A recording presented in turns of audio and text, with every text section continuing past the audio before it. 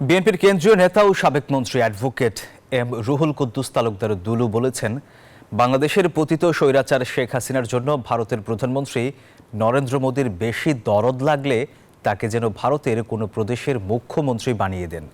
শুক্রবার বিকেলে নাটোরের কাফুরিয়া ইউনিয়ন বিএনপির জনসভায় তিনি এই মন্তব্য করেন। বলেন, শেখ হাসিনা ও তার দলের নেতারা ভারতে বসে বাংলাদেশের বিরুদ্ধে ষড়যন্ত্র অব্যাহত রেখেছে, নানা মিথ্যা প্রচারণা করে দেশকে ছোট করছে।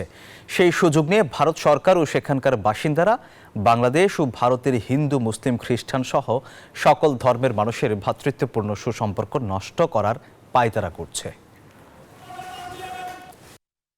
আপনাদের যদি শেখ হাসিনা খুব পছন্দ হয়, শেখ হাসিনাকে পশ্চিমবঙ্গের মুখ্যমন্ত্রী বানাবেন।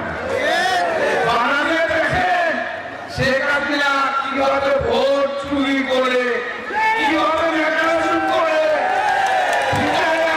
মানুষকে হত্যা করে, জোর করে কিভাবে ক্ষমতা থাকতে হয়। শেখ হাসিনার বিকল্প আর কেউ নাই পৃথিবীতে।